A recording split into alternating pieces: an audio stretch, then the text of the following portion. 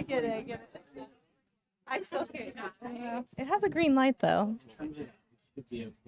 This is not promising. A little bit. Are you the tech person? Yes, I am. All right. Hey, everybody. Can you hear me okay? Woo! All right. So we're just, we're starting off with a very exciting mic check.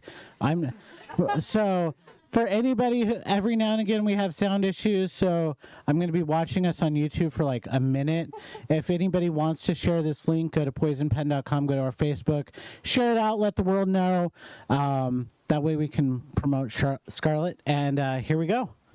And I could add, it'd be really nice if you turn your phones off or put them on silence, right? Pretend it's an airplane flight, right? We'll be good. So we do just need to make sure that the streaming has worked, because I've already promised them there'd be a podcast, and there won't be if it doesn't work. So we'll give it a minute. Every once in a while it goes down. Right. I did say that it would be a great idea to sign up for the newsletter and pre-order books, which they did. And we're also waitlisting in case, did you have any luck finding Margaret? No. So we can do the wait list, but there's currently no guarantee that we can get any more of the independent bookstore. But I explained to them about the numbers and the whole bit, and that we actually got more than our share, which we did. This is the publisher's rep over here, so I'm talking to, she's hiding behind the corner. Notice that she's hiding. Oh. We're good. All right. In that case, I'm going to turn it over. John Charles of our staff will be interviewing Scarlett St Clair. Thank you all for coming. Very happy holidays to all of you.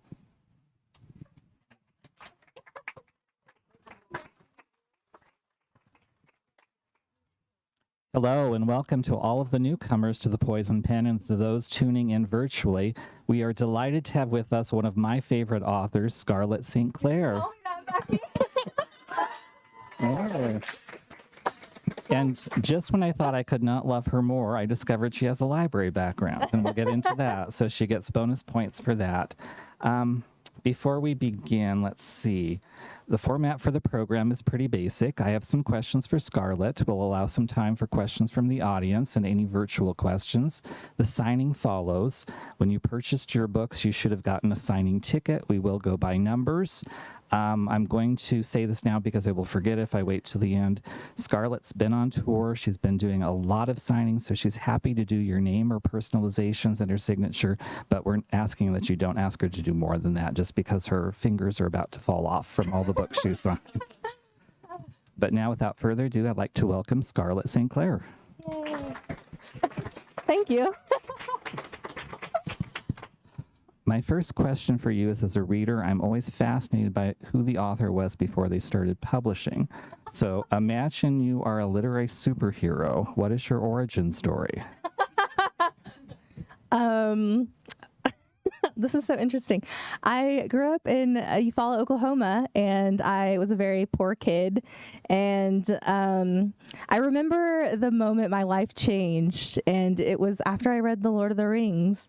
And I realized it was so interesting. It was like this whole world opened up to me, and I realized that I could write fantasy, but in addition to that, like I could aspire to be more than just like, you know, a poor kid. And I didn't know anything really beyond that. And all of a sudden I wanted to be a famous author. I had to be famous. It was not going to be, I would not take no for an answer. And I wanted to travel, and it just changed the course of my life. And then after that, every decision I made was centered around being an author. And no one could tell me no. No one could tell me I was never going to do it. So I graduated from high school there. I'm a Gates Millennium Scholar, so I got to go to school for free. Thank God I wouldn't have been able to make it out of my hometown if I hadn't. And that scholarship changes a lot of people's lives. And it's moved over toward a fund called Native Forward. So if you're interested in donating, that's a very good fund to donate to. It changes a lot of kids' lives, a lot of Native kids' lives. And then I went to school at OU, and I majored in English writing, and I think that helped me become a better author. And then library science, which is such a passion. Libraries are such a passion for me, and librarianship changed my life as well, and it made me look at how readers seek information differently. And I used that approach in publishing as well, because I was self-published before all of this. But I got popular as a self-published author, and then got to do really amazing things. So that's a very small version of my life story. What can you tell us about your new book, The Queen of Myth and Monsters? I feel like it's a part of my feminist agenda to take over the world. Let's snap for that. Yeah, it was very interesting. I thought from the very beginning, I'm very dedicated to the matriarch. I think it has a lot to do with my roots in the Native community, and I thought it's so interesting. I started reading books about how the patriarchy rose to power, and it's so disheartening. And I thought, how do you take down the patriarchy? And so that's written into this world. Because the other side of that, right, is talking about how women have power, and that's part of this book as well. And we have power in the ways that everyone tries to take it away from us, like the power of intuition, which is always spot on, but people tell us it's too emotional. You can't make decisions with your emotions, and I think that's a form of taking away our power, and that's what Queen of Myth and Monsters is all about, is how we take back our power. And it will continue in book 3. There is a book 3. Why would I leave it like that?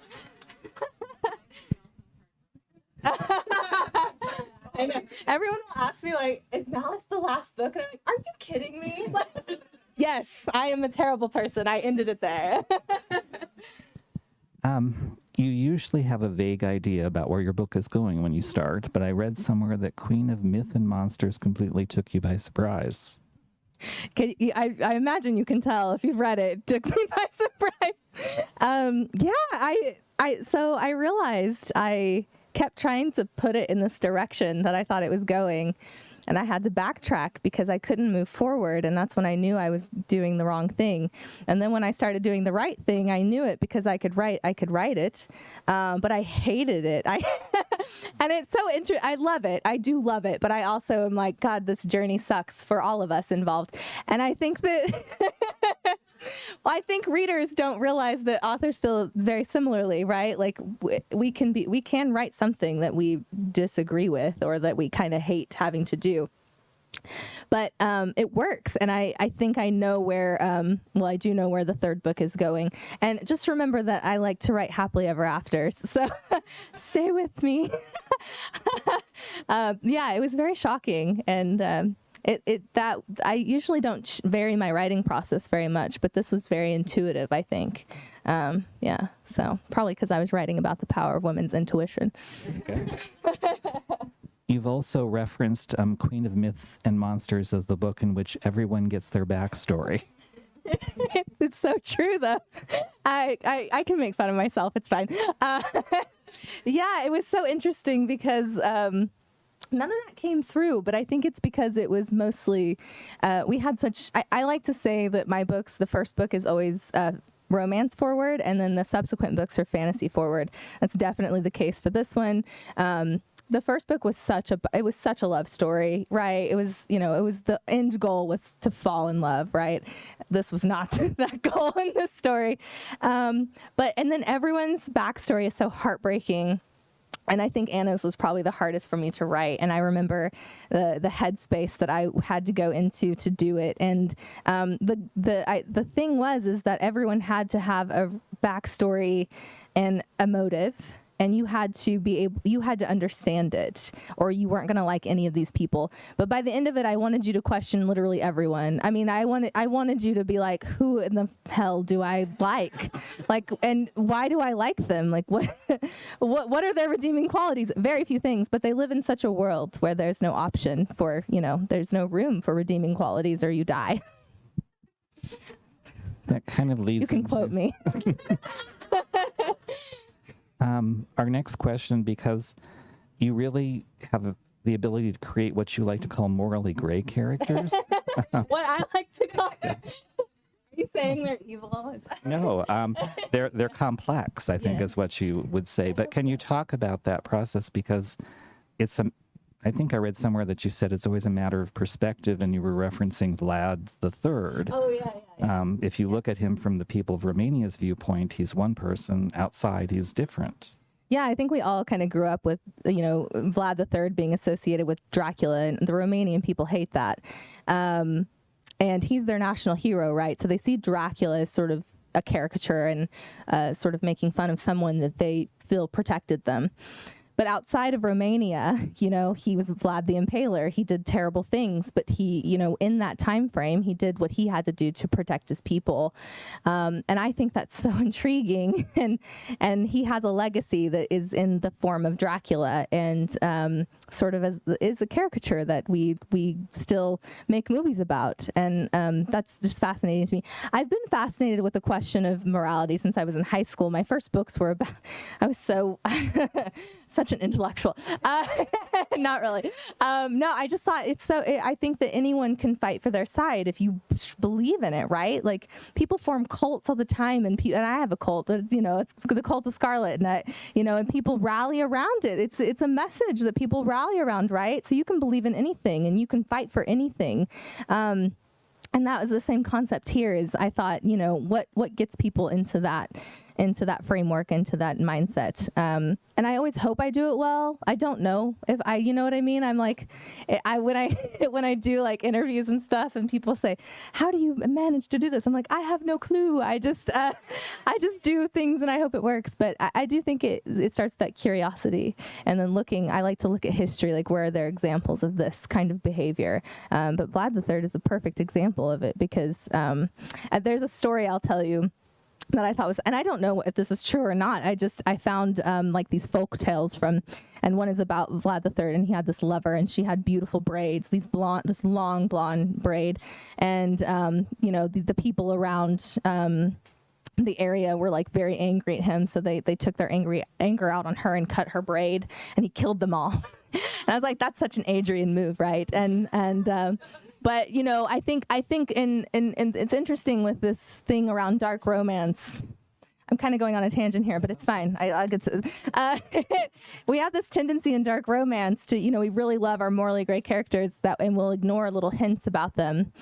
And Adrian's always said that he kills who he kills, and he does not exclude anyone. And I think we're willing to ignore that in favor of being like, oh my God, he's so hot. And I'm like. And so I was like, you guys don't understand. He's a terrible person. It was interesting in KBB what people were willing to ignore in favor of the love story, and what QMM, they're like, what the fuck? I thought he was hot, so I always want to be like, I'm not stupid. It's very intentional. But we will get to the happily ever after. I just think there has to be, we have a lot of things going on with the goddesses, and they have a lot of influence, and that doesn't excuse Adrian's behavior. And I think that's going to be the interesting part about how he has to get to the point where he's redeemed. And how do you do that? How can you redeem yourself for all the terrible things you've done? And I know the answer. But, it's like, but here's the thing. He has to redeem himself in readers' eyes, right? So I have to write a character that you can forgive. How do you do that, right? I'm asking myself that question too. I'm like, why did you do this to yourself? I don't know. I ask myself that all the time. But I'm like begging you, like, stay with me. I swear I can do this. You mentioned women, and throughout this series, there's the kind of the empowerment of women, the interest in witches. Can you talk a little bit about that? Yeah, I'm a little witchy, if you can't tell.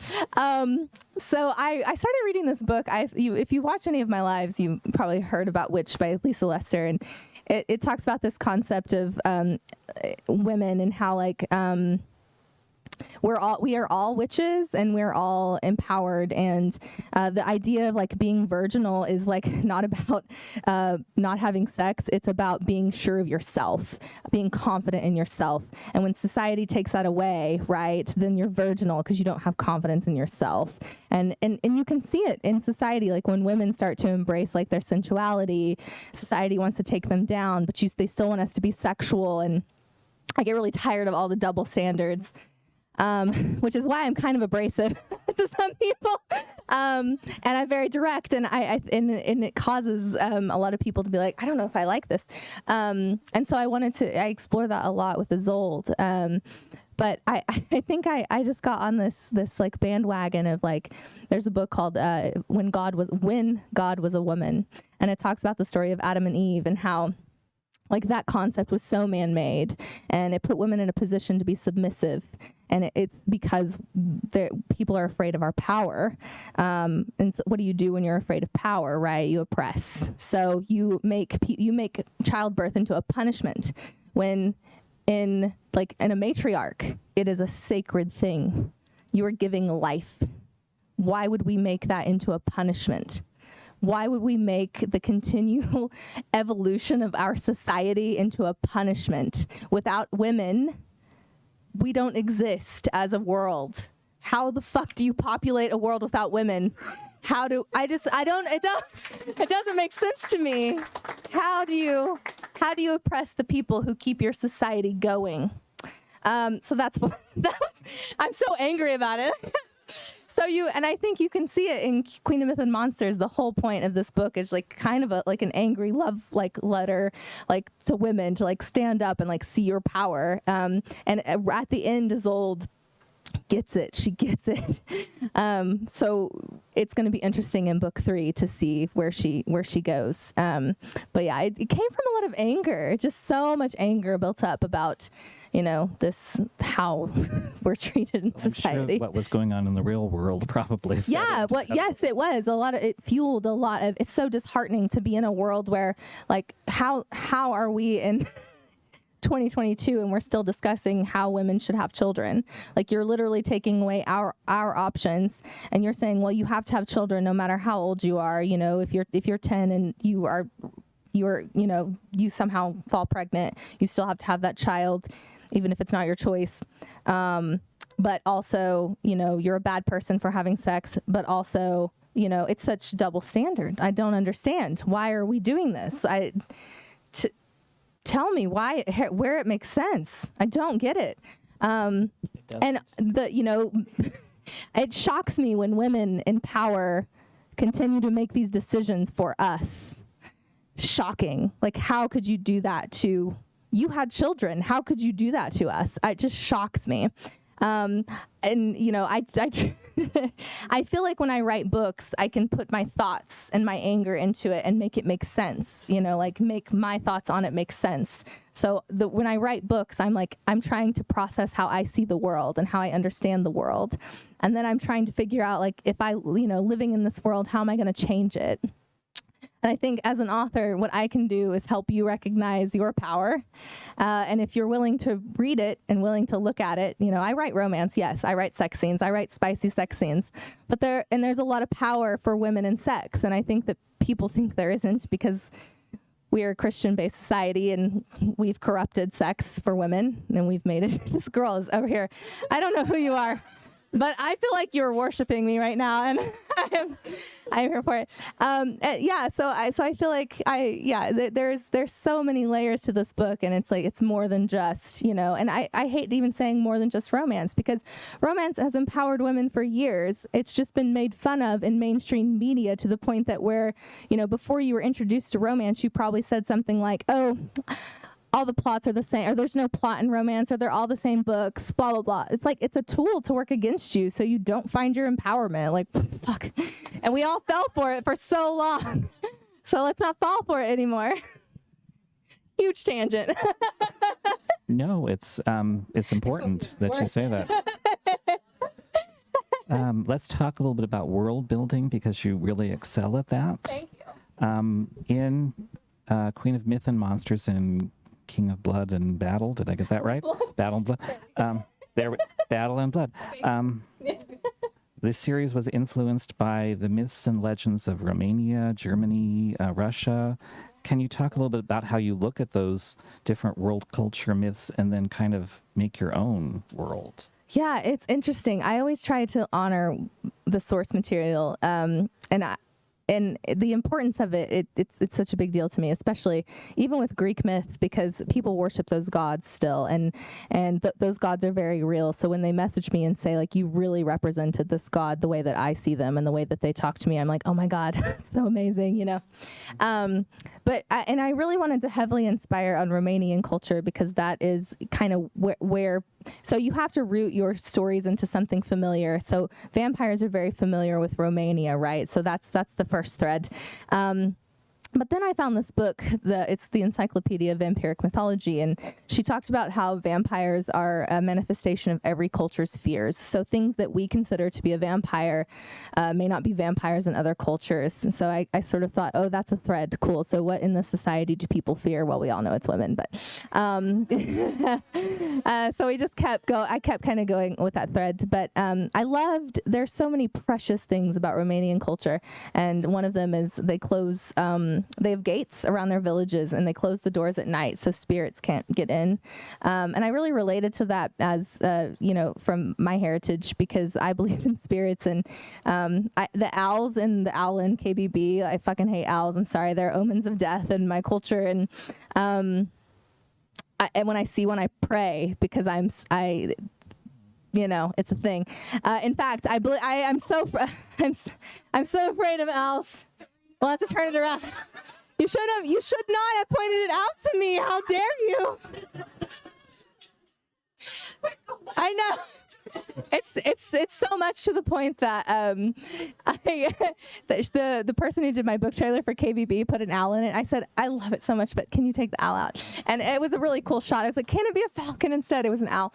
And then I stayed at an Airbnb with an owl on and I took it down. I had to take the picture down.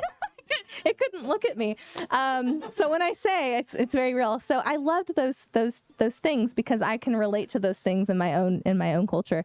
But then in QMM there is a festival. It's I think it's been so long since it's been 4 months since I wrote this book, Winter's Eve or something, and it's based off the Night of the Wolf in Romania, which celebrates St. Anthony, and it's the night where magic is believed to be the most powerful. And I thought, how beautiful is that? Because I think we have a tendency to not believe in magic in the society, and so I was like, I want to take that and kind of pay homage to it. And I have a friend in Romania, Mary. She does I don't know if some of you guys saw the foiled bookmark that was she did the art for that. And I said, does this have any religious significance because of St. Anthony? And she said, no, you could use it, but I didn't.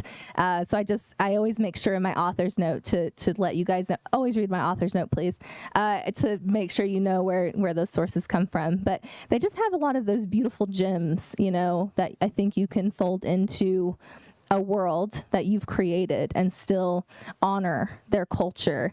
And Romanians' culture is so rich, and it's so cool to watch people from Romania message me and say, oh my God, I've never read a fantasy book based on my culture.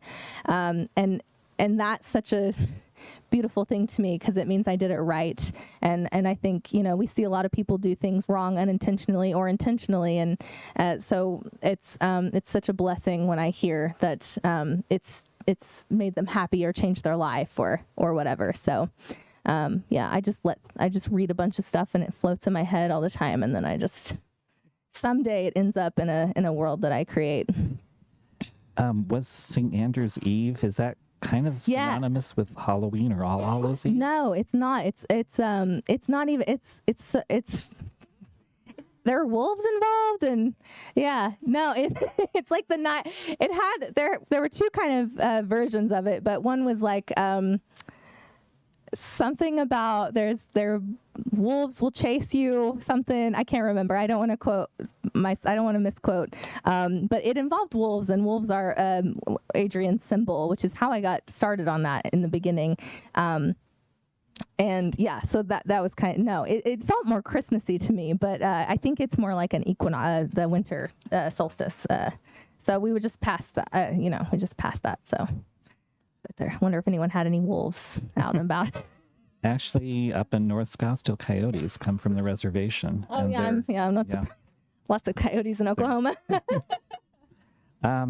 It might surprise people, but you do write another series. Can you? Can you talk a little bit about that for people who may not be familiar with your New Greece books? Yeah, I write a Hades and Persephone retelling. And there's two, it's a Hades, there's Persephone's point of view and Hades' point of view. And a lot of people are like, do I have to read Hades' point of view? And I'm like, yes, yes. Thank you. Thank you. It has a completely different plot, which is so fun because I didn't want to do it. I didn't want to do it if it was going to be the same book. That's boring for me. It's boring for y'all. But yeah, it came from my love of Greek mythology. And I took a lot of Greek mythology classes in college. I'd always loved mythology, but I really found a love of it when I read the Aeneid. And again, I think it's so interesting in mythology. These women are put in such, they're goddesses. They have the ultimate power, and even they are oppressed by gods. And I was like, that's annoying. So what can we do to change it? And then New Greece was kind of inspired. And I can't write in I don't like to write in real ancient times or the modern world. I always have to adapt it into something that's my own, which is why I decided to do New Greece. But the reason we talked about this earlier, the reason I modernized it was because I saw so many parallels to modern culture. And he said, Apollo was like Harvey Weinstein. And I said, that's the comparison I use all the time. That's am I wrong? Where's the lie? Yeah. So yes, so that's why I thought it would be interesting to write it in modern times to sort of see how we haven't changed as a society. But I also think that myths are created to explain the world around us, and if we can write a myth retelling to explain the world around us, can we not kind of change it to empower us as well? And Persephone's journey is definitely one for personal empowerment for me. So anytime people say they don't like her, I say, well, you don't like me, and if you're my fan, you have to like me. And I think we've all had experiences like Persephone. We've all been young and not really known how to navigate life, and depending on what background you've come from, you'll relate to her or you won't. Let's switch gears a little and talk about your writing process, or lack thereof. Yeah. You have said, I have it written down, for you, writing a book is so much more than putting words on a page. Can you kind of expand on that? Where did you get all of these things I had said? I'm a librarian, or I used to be, so. That's fair. I so appreciate when people do their research because it makes these interviews so fun, and you've made this so fun. So writing is in my soul, and I think I've always been called to write. And even before, when I was 13 and I decided to do this, I would always feel, hey, it didn't break. Yeah. You're going to get something great. It's me. Right, yeah, maybe. Just, all of you pray for me that I get on my flight tomorrow and make it to Washington and then make it home on Christmas Eve. Yes, I lost my train of thought. Writing is more of a... I would feel so pulled to write, and I would pull out pieces of paper and practice my handwriting because I wasn't sure what I wanted to write. And prior to reading fantasy, I had always read mysteries. I was a huge Lois Duncan fan, and I loved. Yes, Always. Yeah, down along dark. Yeah, and Killing Mr. Griffin, which is so dark about killing a teacher. But I loved it so much. And I do think I have a little bit of horror in kind of all my novels, but and so I always felt pulled to write. So I always felt like I never had a choice. This had to be what I was going to do, and I wanted to change lives. And I always said, I don't think I ever thought I could change lives writing romance, but I can, and I do it every day, and it shocks me, and it's the greatest blessing, and it's also it's kind of scary because it's a huge burden, but it's just in my soul.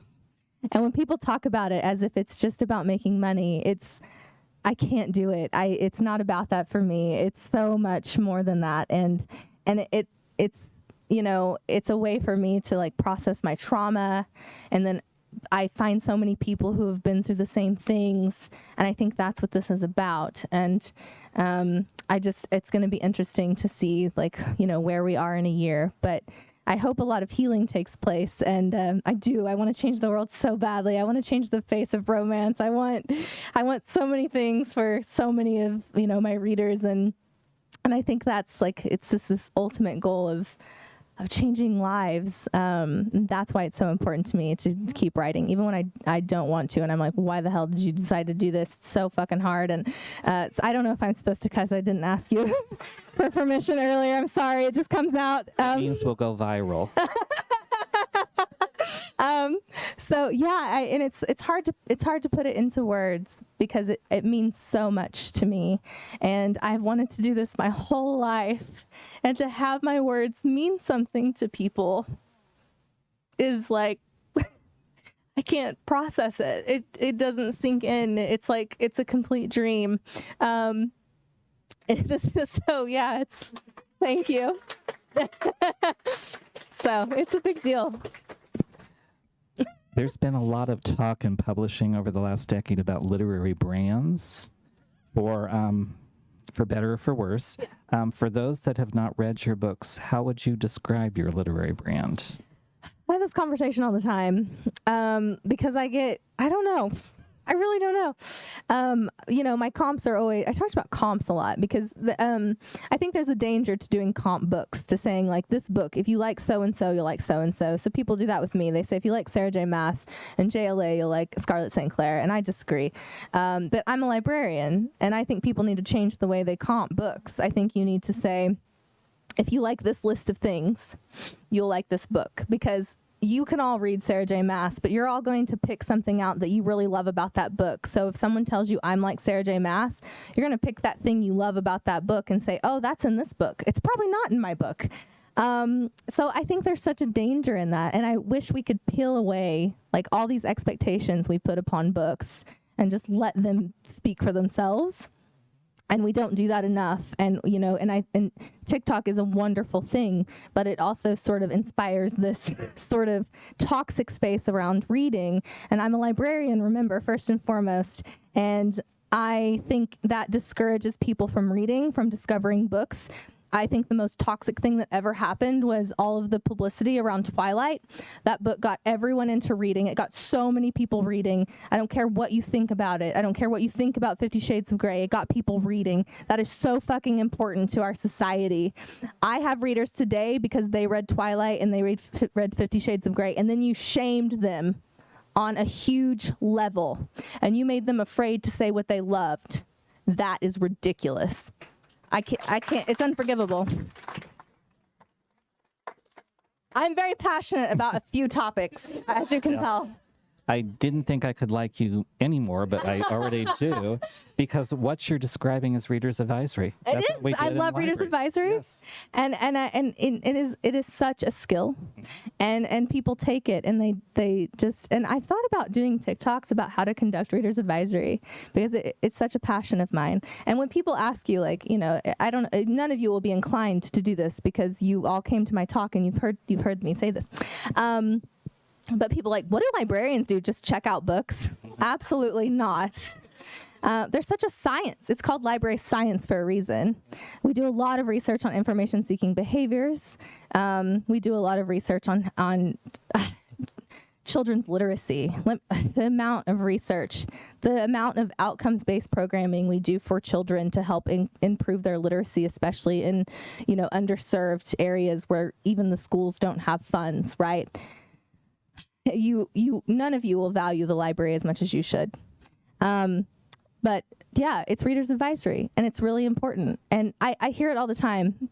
Parents will have their kids, and their kids will pick out a book, and the parent will go, oh, you won't like that. How do you know? You don't know. We have conversations all the time among librarians about how should we let kids, or not really in public libraries, you can read whatever you want. If your parent's not with you and you pick from the adult section, I'm not telling you no.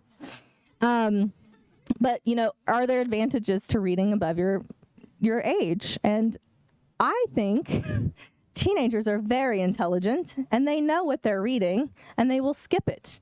I was the teen advisory volunteer leader, and I talk to teens all the time about what do you do when you read a book that you think is too old for you? They're like, I just skip it.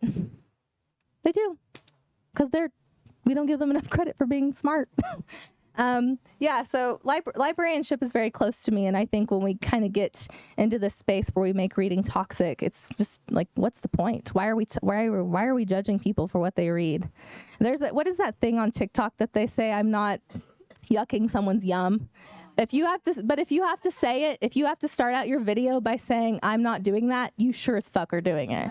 So maybe you should stop talking. So I have strong opinions about this. It is.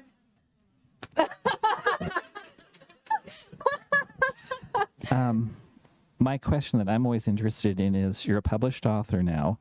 What has surprised you the most about the business of publishing now that you're here? Can I say this? It's not going to be good. Should we turn off the cameras? No. I just think, I think publishing is a business at the end of the day, and it's so disheartening because I'm about, the passion of readers, and I will come down to it again. And I think maybe librarianship really influenced how I view publishing and my readers, and it's all about what you guys want. And I don't think the publishing industry listens enough. And I think, I think it's frustrating to them that indie authors are doing so well because they didn't pick us. And there used to be a huge stigma around self-publishing. If you had to self-publish, you weren't good enough. That is not true. And if any of you are trying to be authors in here, let me tell you, if you get rejected by the industry, it's not because you aren't good enough. It's because they don't know what to do with you. And when something doesn't fit in their box, they're going to kick it out. The other thing that irritates me about publishing is how they pretend to be so diverse, and they're so fucking whitewashed, they can't even see it. It's like, you have to have diversity from the ground up. And until you do that, you're not going to be able to be diverse. It makes me so angry. I had to have a conversation about why Isolde can be on the, like, why her hands can be brown. And the conversation around it was like, from two white women, and I was like, I'm not going to have this conversation with you. But do you think romance has become better compared to 10 Romance years has ago? always been a step ahead in diversity. I agree. I think romance has always done it well. I think everyone else sucks at it. So it's very frustrating, and it's, you can see this all the time on Twitter. White authors will talk about their advances versus BIPOC authors. Way low, and that's now after you've had this like diversity in publishing movement for how long? Like, when it serves you, that's what the answer is. So I hate that kind of thing. I don't like anything disingenuine, and I think overwhelmingly the publishing industry is disingenuine, and I say it all the time, and that's probably why I'm very honest. Can you tell? I'm like so honest about it. But even the New York Times, it's just a list that, pretentious people have decided to curate, and, it's not about bestsellers, even though they've led the public to think it's all about bestsellers. It's not. Go look at Publishers Weekly and look at the units that we move, it's not about that. It's not about that. There's a lot of issues in it. It's an old system. It's an old white boy system, and it has to change. But until the infrastructure changes, there's nothing, to be done about it. Well, there's one way people can change it, by buying more copies of your book. Yeah, I think I'm kind of sussing out how I want to change it, and I think I can be some sort of change in that industry. I'm just trying to figure out what it's going to look like, because it can't look like an old system. It's not, everyone says open your own publishing company. It can't be that. That can't be the answer, because that's just doing what everyone else does. It has to be something else. And so as I'm learning what it's like to be in the indie world and what it's like to be in the traditional world, I'm sort of figuring out what I want to do, but I will change it. I believe you. Let's go ahead and take some questions, because I know people are going to want to get their book signed. So any questions from the audience for Scarlett? Lady there. Yep. When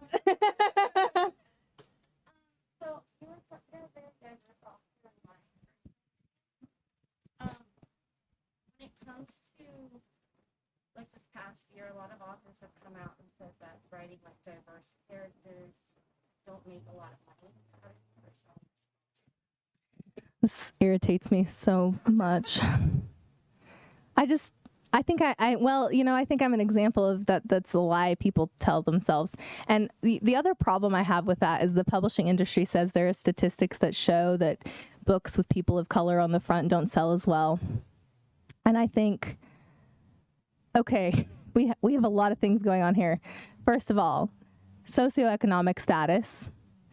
Are you getting these books into the hands of people who would buy them, or are you getting them into the libraries where they need to be? I think your statistics are skewed, and I think it's an excuse, so you don't have to do it. But yeah, I mean, how are we going to change that quote unquote statistic if we just stop doing it? And I think it's a lie. I think it's just a lie people are telling themselves. I don't know. I mean, what do you think? How do you feel about it? Do you think it's a lie?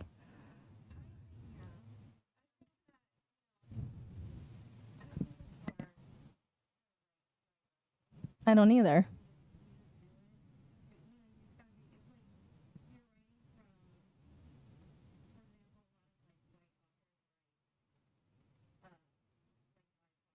Mm-hmm. Right. Yes. Yeah. I don't understand why it's hard for certain authors to write things Mm-hmm. not by top characters. It's fear. I think it is. I think it is, and I think it is. It's. I think it's a lot of fear. It's like, even if I do try, am I still going to fail? But we have to do a lot of things that make us uncomfortable so we can grow. I have a very unique perspective on it because I present white, but I'm part of the Muskogee Nation, and so the way I do this is that I fold in my experiences of what it's like to be in my skin. And, because I don't like Sherman Alexie, but he wrote Diary of a Part-Time Indian, which explains exactly what it's like to be someone like me.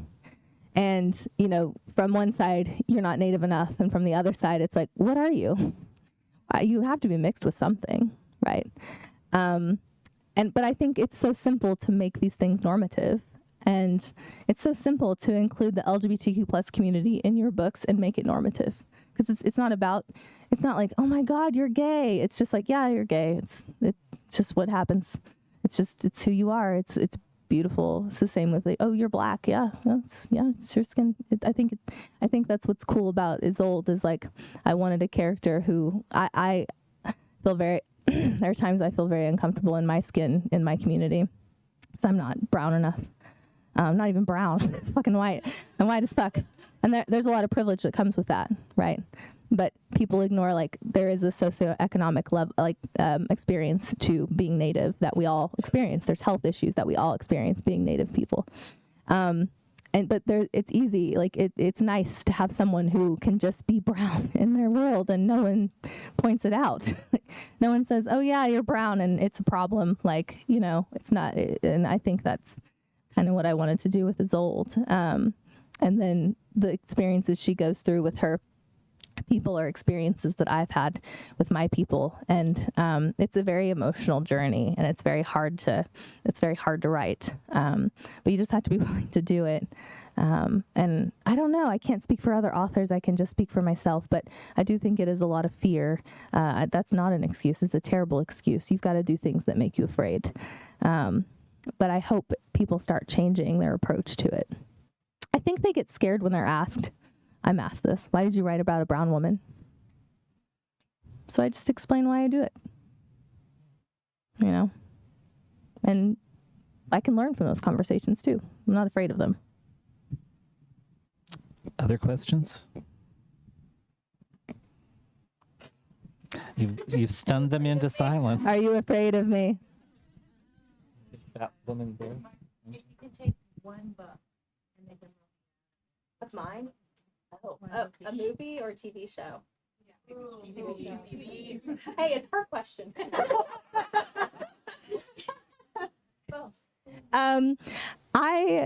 I would rather A Touch of Darkness be a TV show. Because I think it would be really cool to have, like, to show Hades' side as well. I told them you can't option one without the other. I see KBB as an anime, but it would be.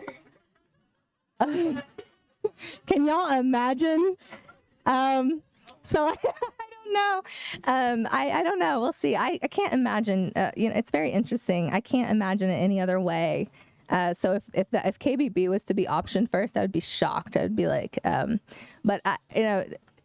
it's interesting. I'm wondering if A Touch of Darkness, the French will get a hold of A Touch of Darkness before America will, because the French are die hard. When I tell you guys, the French are die hard fans of A Touch of Darkness. It blows my mind. And I have never felt like a celebrity before as I did like there. I tried to leave and they. Like I have a French exchange student, and she's like, "I want a picture," and I was like, "Sure," it's a family picture. So we took it, and then they kept pulling me aside. All these French people started lining up to get pictures with me, and I was like, I have to leave. So it would be interesting. But which one would you see as a TV show? Which one would you want to see as a movie? Do you watch anime? I don't know why I see it as an anime. So well spoken and passionate that I can. Thank you. Just see something produced from.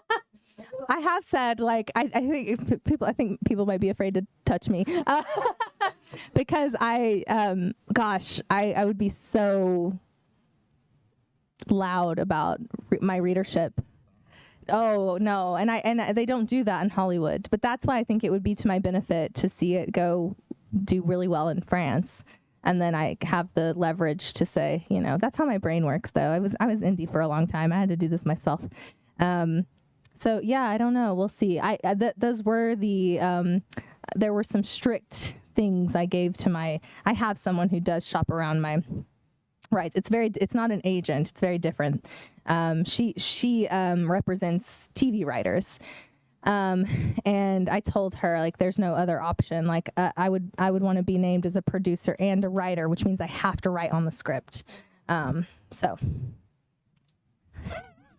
More questions? So.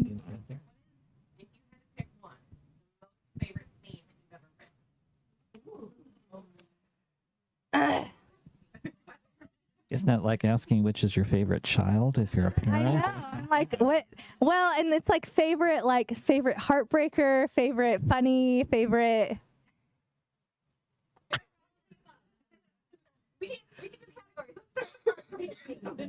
God, I don't know. I'm trying to also remember what I wrote.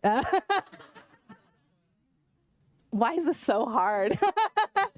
You could just say all of them. Yeah, I don't know. It's so hard. I'll tell you what I thought was hilarious though. When I wrote the Hermes like in leather shorts, I never thought anyone would latch onto that and take it where they've taken it. But it makes me laugh so hard. I think it's always, I do a lot of mental gymnastics when I write emotional scenes, because I always look at, part of my editing process is going through and being like, how can I make this more emotional? And so any of those scenes that you felt like a pang or like, why do I have to read this? Is kind of, I felt those emotions. I'm going to ruminate on that, and then when you come up in my line, I'll have an answer for you. Hopefully I'll have one that fast. I think that lady there. Lady in black. I think it's you. I think so. I guess. I don't know. Sure. The first one would be, what would you say your book is? The series. If you had to give it a taste. Which one? Which series? I was like, blood. It tastes like blood. You could do like Cabernet or something. I do. I love Cabernet. Okay. It tastes like my favorite wine. Yeah, I my first gut instinct was like Hades and Persephone because all Hades drinks is whiskey, and it was really funny because my editor was like, he's not had any water, and I said, shut up. He is a god. He doesn't need it. Yeah. But it's kind of a joke. I don't know if you guys know this, but I do like to make fun of myself in my books, and so I just think that's fucking hilarious. And then we had a joke in a Game of Fate. I don't know. I'm gonna say this. It's fine. You guys are all adults here, right? I was like, we should turn it into a drinking game, like the number of times Hades says cock, and it's like 36 in this game. So now it's a game with my readers where they always like do a search in a game of Retribution. I don't remember how many are in there, but and then in the Game of Fate too. This is a little off topic, but in the Game of Fate, there's a chapter called For Your Pleasure, a montage, and it's just a chapter. It's like one huge sex montage, and I thought that was fucking hilarious because in movies there's always a sex montage. And I don't know if anyone gets it, but I feel so clever. And so I like to throw things in like that are just like really fun. You had a second question. Do you have any advice for people that think that they Want to do this? Are you writing right now? Okay, step one is done then. Well, I didn't know what I was doing either when I first started, and I think back on that time because I remember just my head hurting so bad trying to, because there's a quote about, I forget who says it, but like all writing is sitting down at your computer or typewriter and bleeding on the page. Yeah, and that's exactly what it is, and it is very difficult, and sometimes you can sit down at a computer and you can stare at one sentence for 2 hours, and I still do that. It doesn't go away. The hard part does not go away. But the point is that you don't give up, right? I say this all the time. This is in my soul. I can't stop doing it. So I always tell writers, like, you're going to have to find a way to yes. And we had that saying in the library, find a way to yes. Because you'll get told no a lot, or you'll get told by people like, there's no money in writing, you shouldn't do it. But it's never been about money, right? It's been about changing the world. So you just have to keep doing it. And if you feel like you don't know what you're doing, find resources that help you feel like you know what you're doing. The first book that helped me write, I feel like the beginning of my book better was the first 50 pages. It's called The First 50 Pages. And it was so hilarious. It was when Stars Come Out, actually, my YA book. And I remember using it to like help me kind of guide me through the first 50 pages. And then I kind of got stuck, and I looked at where I was, and I had hit page 50. So that helped. It got me to page 50. And then I have a highlight on my Instagram where I give books and suggestions and stuff. You've got to find like your like book, kind of like your writing Bible. Mine was John Truby's Anatomy of Story. A lot of people like Save the Cat. I could not read Save the Cat. So just find your literary Bible, and it will help you feel more grounded in your work. But you don't do this without help. And I think sometimes as writers, we think we're solitary creatures and we have to do it alone, but you can't. You can't improve your writing without help. You can't just stay in your hole and write. You've got to actually let people read it every now and then. Not too many though, because you can't have too many people. Every single one of you in here has a different impression of my work. And if I had gotten all of your feedback, I wouldn't know what the fuck to do. Only give it to a few people, one or two. Take their feedback to heart, but leave what doesn't serve you, because you're the person who knows the story. Yeah. You are cracking me up over here. I just need you to come with me on tour. For her. Other questions? Yeah. I think there's someone way in the back. Way in the back. Hi. I can. Yeah.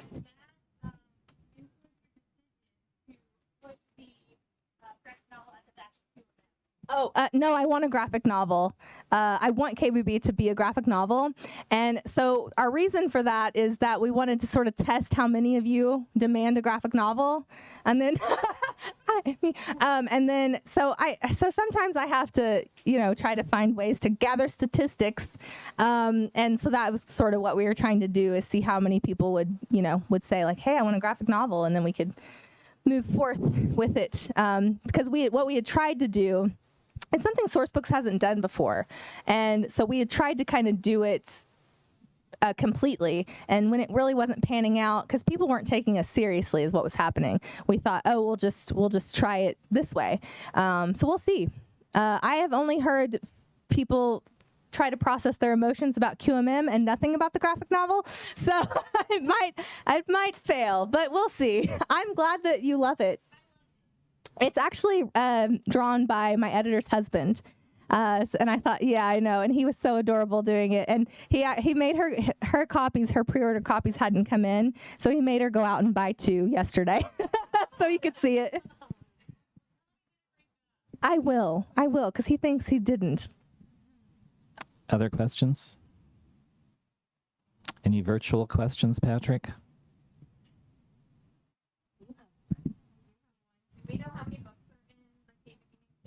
Well, I'm saying, yeah.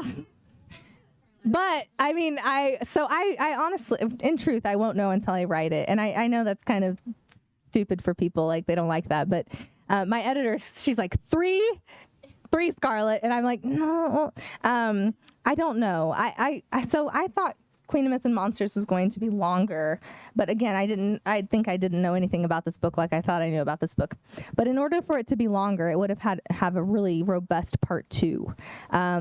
So where I thought it was going to end, not where it ended, which is not unusual for me. I usually know where everything ends. So I don't know. I said I have a third. I have the title. I have the cover. But we'll see. I'll let you know. Pending. Yeah, everyone is, right? Last chance for questions. One last question.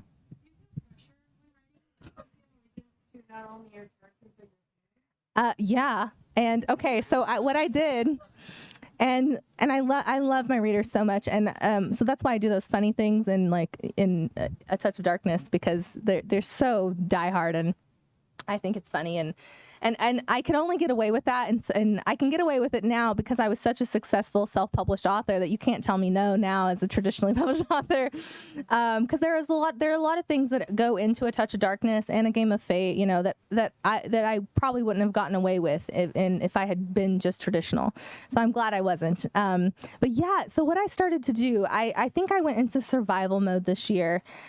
And I didn't really realize it until the end. And I don't want to lose the joy I have for this because it's my passion. So I started writing a Grimm retelling that I've been teasing on Instagram a lot.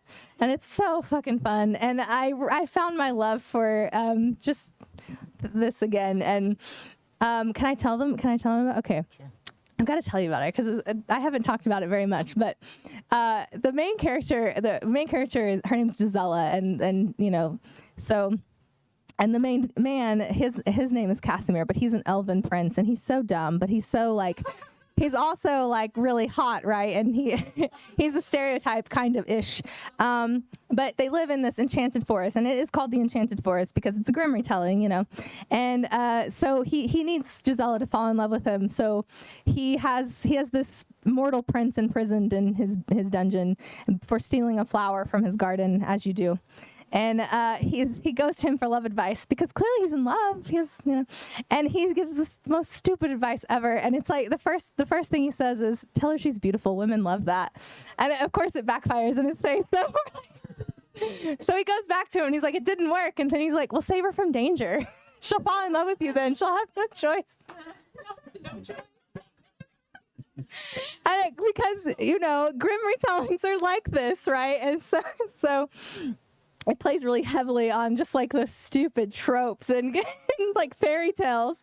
And it, you know, it ends up obviously not being any of those things that make them fall in love, but it's really rough getting there. And so I'm just having so much fun with it. But on the flip side, I can hear all the people who don't understand me in my head going like, this doesn't make any sense. Like, it's so dumb. The magic system is non-existent. But magic is like, not everything happens in Grimm fairy tales for no reason. There's no explanation. And that's kind of how this world works. But I've had so much fun, and I missed that.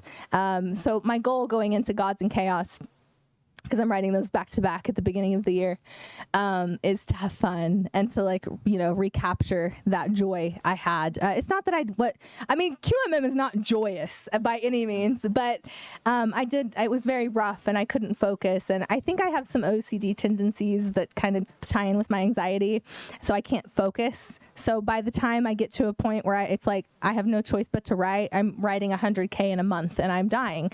And I don't want to do that again. So my goal is to just remember why I started doing this. And part of it is so I can fangirl with all of you. And that is my favorite thing, you know. So I think that's a perfect place to end. Before we go, we do have some giveaways for people who are here tonight. Larry, what's the numbers? 55? 75. Okay. I think it's going to roll. No, I think we're okay. Oh, that's better. Pick a number between 1 and 75. 1 and 75? 42. 42. Do we have a 42?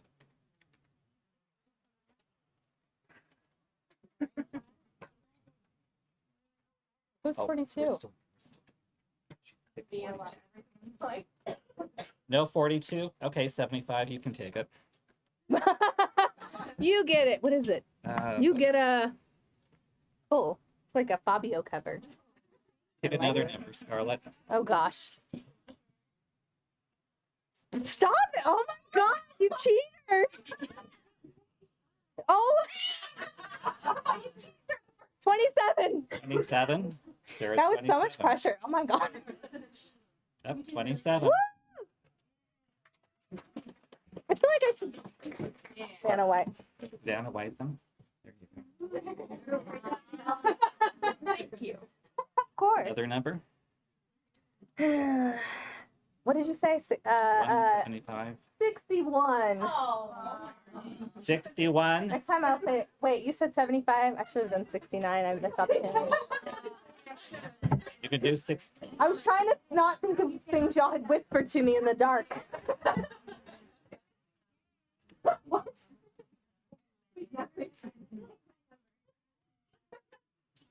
Keep going. You Oh, wanna well, I do have to choose 69 now. Okay. That's another sexy number. if none of you are 69, I'm surprised. All right. Go with 65. Hey, I guess 65. 65. Did you say that? That's my daughter.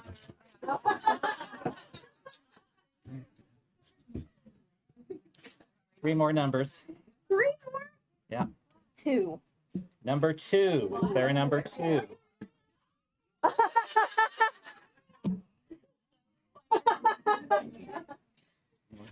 Oh my God, what are numbers anymore?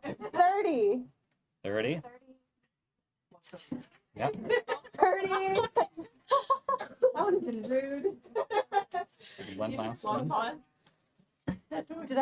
Oh God. You know you want to say 55.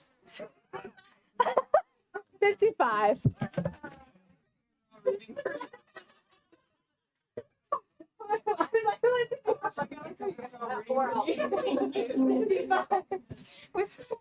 Okay, now we come to the portion where we thank people tuning in virtually. Thank you for watching. Thank you for being here. We're going to get Scarlett set up to do the signing. It's going to take us a few minutes. So while we do that, if you could, when you stand up, please fold up your chairs, put them to the side to make room. They do. There's copies of whatever left of Scarlett's books up front